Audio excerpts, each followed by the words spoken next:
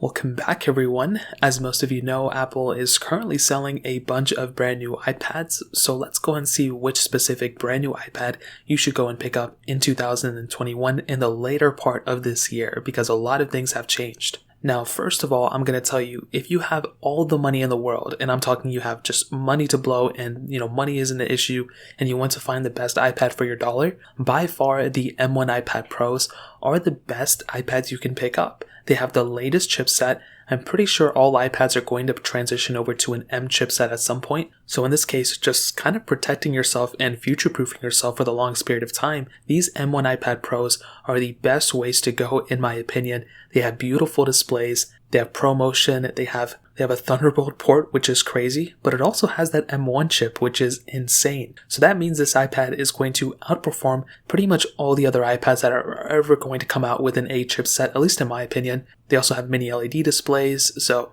these things are the best way to go. They're powerhouses, and if you have the money, I would definitely recommend picking them up. Like I mentioned, they're pretty expensive. They're starting off at $799, but that 12.9-inch model is $1099. So these are the most expensive iPads you can buy. That 11-inch model may be a better deal, but that's that for that specific, most expensive iPad. And then we start trickling down to some cheaper iPads. So the other ones Apple sells are the iPad Air 4, the iPad Mini 6, and that base iPad 9th generation. So this is what I'll tell you about this. If you want the best value per dollar and you want an iPad that you can buy today and you want to get the best bang for buck, maybe you don't have a ton of money to spend on something like this, I will tell you the iPad 9th generation, after using it for so many weeks now and after owning all the other iPads before this, but on top of that, after comparing this iPad against all the other iPads that have came out, around this time, this iPad 9 is a very, very good value. The iPad 8th generation was also a pretty decent value,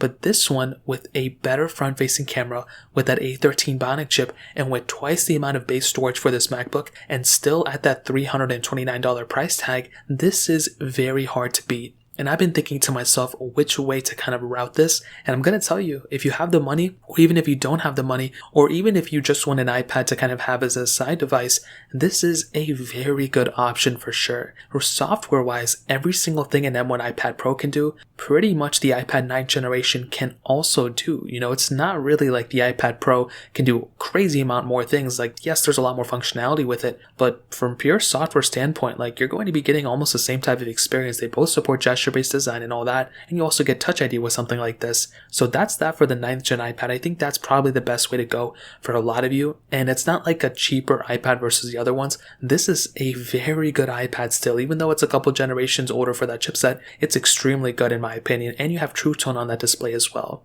Now, things get a little bit more complicated for that middle type of price tag. So for $499, Apple is selling that iPad Mini 6, but at $599, Apple is selling that iPad Air 4. Now, from first glance, you may think there's a big difference, and you may think that that iPad Air 4 is the better one in every single area because it is more expensive, but that actually isn't really the case, and here's why. With that iPad Mini 6, it actually technically has a newer chipset than that iPad Air 4. So what does that mean? Well, essentially with the iPad Air 4th generation, that had the Apple A14 Bionic chip from last year, which was still very good, and it's still very good now. It's not slow by any means. But with that iPad Mini 6, this actually has a Apple A15 Bionic chip inside of it. So that's also another pretty big difference between these.